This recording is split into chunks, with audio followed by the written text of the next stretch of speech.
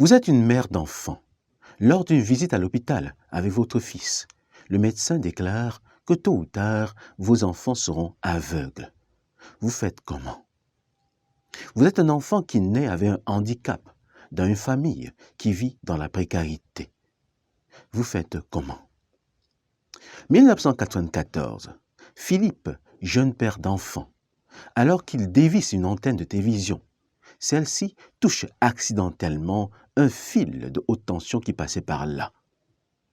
Philippe se réveille 2 mois plus tard sur un lit d'hôpital, privé de ses 2 pieds et de ses 2 mains. 2 options possibles: se laisser mourir ou alors trouver une raison pour vivre. 15 ans plus tard, Philippe est expert en natation. Il s'est même remarié après que sa première épouse ait décidé de le quitter suite à son accident. Comment Philippe a-t-il procédé? Surmonter son handicap, c'est possible.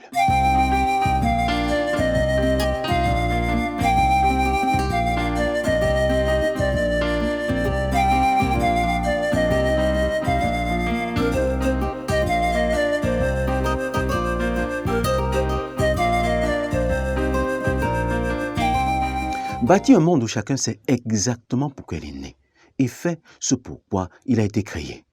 Voilà notre objectif. Un monde où chacun est une solution et non un problème. Voilà notre rêve commun. Abonne-toi à cette chaîne si tu es nouveau et bienvenue à bord si tu crois ce que nous croyons. Le handicap est une incapacité. Elle peut être naturelle. Elle peut être la résultante du vieillissement ou survenir lors d'un accident. Être aveugle, paralysé, sourd, muet, voilà des handicaps physiques. Être infertile, avoir des troubles émotionnels, avoir des troubles psychiques, psychologiques, être instable émotionnellement, voilà des handicaps invisibles. Tout valide est un potentiel handicapé physique. Cependant, tous les hommes, ou presque, ont un handicap invisible. La chose devient plus compliquée quand le handicap invisible est couplé au handicap visible. Que faire? Comment faire face au handicap?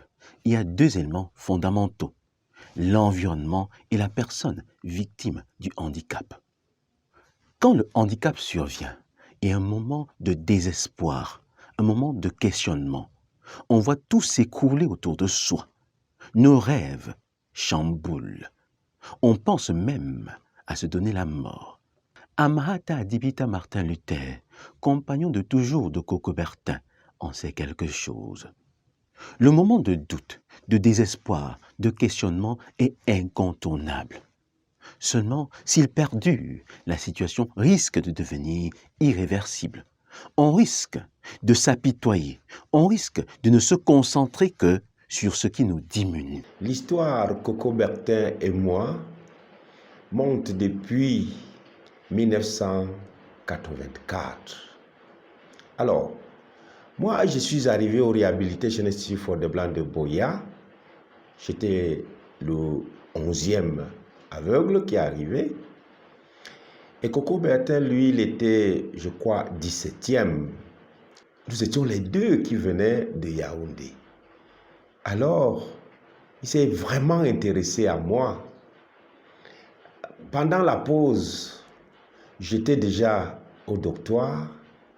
Je vois à ma manière Coco qui arrive et dit: s'il vous plaît, quel est l'aveugle qui me disait là qui venait de Yaoundé? Je dis: non, c'est moi, mais voici, j'étais déjà couché sur mon lit et j'étais en train de me reposer.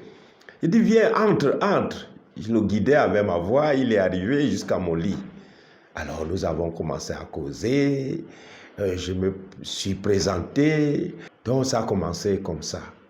Alors nous étions des bons amis et j'étais l'aîné de Coco de 10 ans. Et on était 4 bons amis. Il y avait Moukema Norbert, il y avait Coco Bertin, il y a Abanda Ze Casimir et moi. Alors, au doctorat, comme on restait sur les tables, nous on a choisi notre table à 4. Alors, quelque chose m'a marqué lorsqu'on mangeait.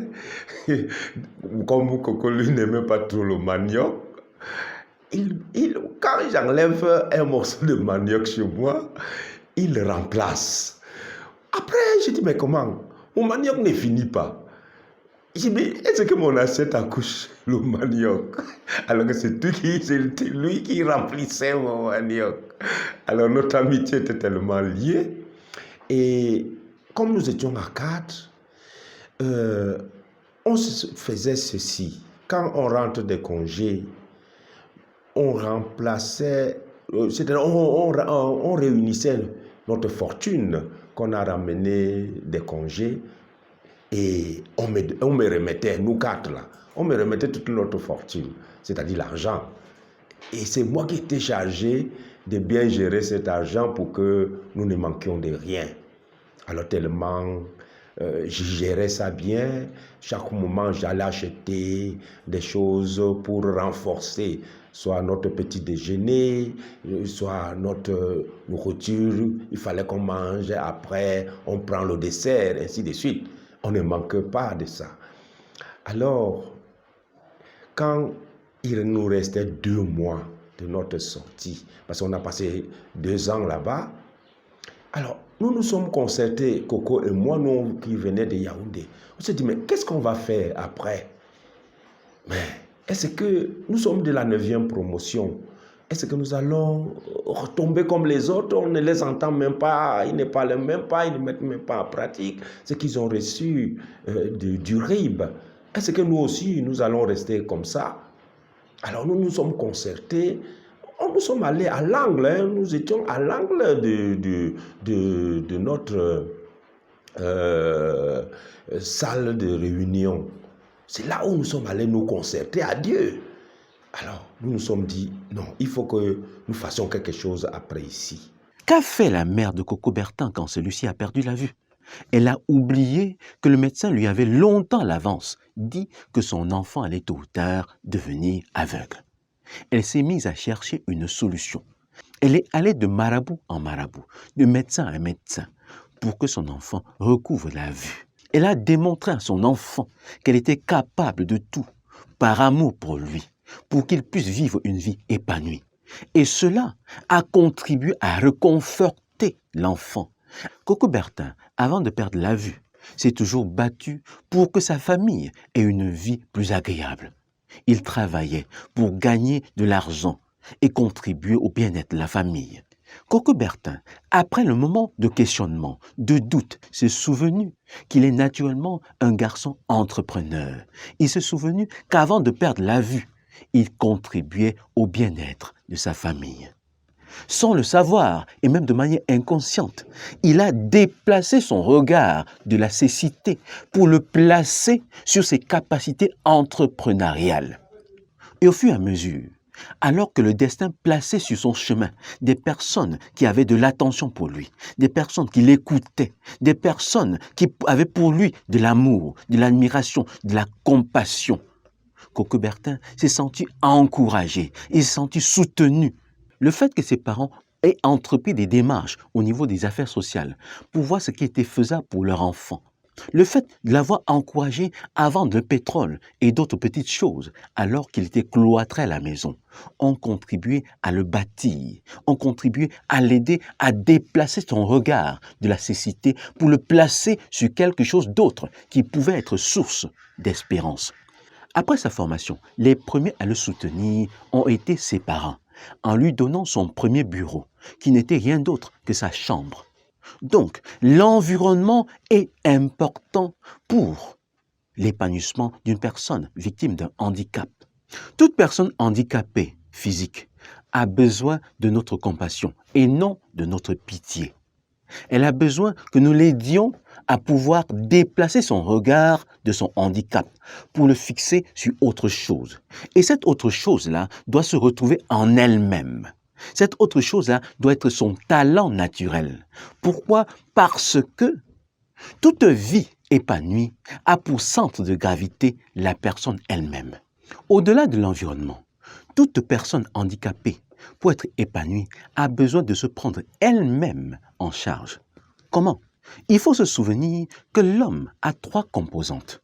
L'homme est un esprit ayant une âme et vivant dans un corps. Une personne handicapée physique a un problème au niveau du corps. Cependant, le corps n'est que l'habitation de l'âme et de l'esprit. Bien qu'handicapé physique, je peux être épanoui au niveau de mon âme, parce que mon âme est une autre composante supérieure à mon physique. Donc je peux vivre une vie épanouie sur le plan émotionnel, sur le plan psychique. Il y a des personnes qui, bien que n'ayant pas de handicap physique, ont un handicap au niveau de leur âme. Et c'est un handicap encore plus grave, parce que c'est des personnes qui sont frustrées, c'est des personnes qui vont en vouloir aux autres, c'est des personnes qui vont être un problème pour eux-mêmes et pour la société. Un handicap au niveau de l'âme est encore plus grave qu'un handicap au niveau physique. Donc, quelqu'un qui a un handicap physique doit se rendre compte que son handicap, même s'il paraît grave, est moins grave qu'un handicap au niveau de l'âme. Les personnes épanouies au niveau de leur âme, celles qui ont vaincu le handicap au niveau de leur âme, sont celles qui savent que tout être humain est tout d'abord un être spirituel. Tout être humain a été créé à l'image du Créateur. Pour vaincre son handicap physique, il faut au préalable avoir vaincu le handicap au niveau de l'âme. Le handicap invisible, celui qui est commun à tout le monde ou presque. Et pour vaincre le handicap au niveau de l'âme, il faut se souvenir qu'on n'est pas le fruit du hasard, qu'on est créé à l'image de Dieu. Je crois que c'est vraiment de là que je puise l'énergie. C'est vraiment cette rencontre avec le Seigneur Jésus a transformé ma vie, comme je disais, et a créé en moi une détermination, un courage vraiment à tout rompre. C'est-à-dire que réalisant que le Dieu suprême, créateur du ciel et de la terre, est avec moi, a fait de moi son enfant, j'ai eu vraiment un très grand courage. Je pouvais me lever, aller vers les gens, je pouvais par la foi me lever et avancer. Mais il faut dire que les choses n'étaient pas simples et ne se sont pas faites tout de suite. D'abord, quand je rencontre le Seigneur Jésus, la première réaction de toutes les personnes qui sont autour de moi est de me dire que Dieu veut ouvrir mes yeux. Dieu ne veut pas que je vive dans la cécité. Alors plusieurs ont prié pour moi. Certains m'ont dit que Dieu leur avait demandé clairement de prier pour moi parce qu'il voulait m'ouvrir les yeux. Donc après que plusieurs frères aient prié pour moi, il n'y a pas eu de suite. Et cela a créé en moi une certaine révolte. Déjà moi-même, je lisais la Bible et j'avais reçu d'abord l'évangile en braille de Papa Jean Charcot. J'avais reçu un évangile de Jean en braille et je passais mon temps à le lire. J'ai reçu également de la mission évangélique braille de Vevey, la Bible entière en braille. Je passais mon temps à lire la Bible et je voyais que Jésus guérissait partout où il passait. Mais des hommes de Dieu où avaient prié pour moi, il ne s'était rien passé. Bref, mes yeux ne s'étaient pas ouverts et je me demandais, mais qu'est-ce qui se passe avec moi? N'ai-je pas assez de foi? C'est ainsi qu'un jour, j'ai décidé d'écrire à l'un des copains de qui j'avais reçu la Bible en braille. Et je lui ai dit, je ne comprends pas ce qui se passe avec moi. J'ai donné ma vie au Seigneur Jésus, je marche avec lui, j'ai vu les changements dans ma vie, mais il se passe que les serviteurs de Dieu, ont prié pour moi, il ne s'est rien passé. Moi-même, j'ai fait ce que je pouvais pour provoquer le retour de la vue, j'ai engagé ma foi, il ne se passe absolument rien. Et je pense que la lettre d'Alain Décopé que j'ai appelée Épître a été d'une très grande utilité pour moi. Il m'a fait une très longue lettre dans laquelle il m'encourageait à rester attaché au Seigneur. Et d'abord à savoir que le plus important, c'est d'abord la guérison de notre âme, la réconciliation avec Dieu qui nous donne droit à la vie éternelle. Maintenant, il dit, d'après ce que la parole de Dieu dit, il faut que je prie et que je demande aux serviteurs de Dieu de me faire une onction d'huile. Mais je dois laisser les résultats à Dieu parce que tout dépend de Dieu. Il partage avec moi son témoignage en me disant lui-même est malvoyant, il a prié, mais Dieu ne l'a pas guéri, mais Dieu l'utilise dans son état. Alors, vraiment, quand j'ai lu cette lettre, que j'ai lu et relu, ça m'a galvanisé et je me suis dit, je m'abandonne au Seigneur et je le laisse faire de moi ce qu'il veut. Et ça m'a aidé d'abord à m'accepter, à accepter ma situation de personne non-voyante. Et ça m'a encouragé à travailler dans la condition dans laquelle je me trouve jusqu'aujourd'hui, puisque mes yeux ne se sont pas ouverts. Mais ce que j'ai réalisé des années après, c'est que quand les gens disaient que Dieu veut me guérir, il ne s'agissait pas forcément de la guérison physique, mais je crois que Dieu a ouvert mes yeux pour le voir, pour voir sa gloire et pour être capable, et pour être, bref, un instrument entre ses mains. Et aujourd'hui, je me réjouis, n'est-ce pas, d'être ce que Dieu a voulu que je sois. Qu'as-tu retenu de cette vidéo? Fais-le-moi savoir à travers un commentaire. Partage-le au maximum. Elle peut susciter la réflexion. Elle peut inciter au questionnement.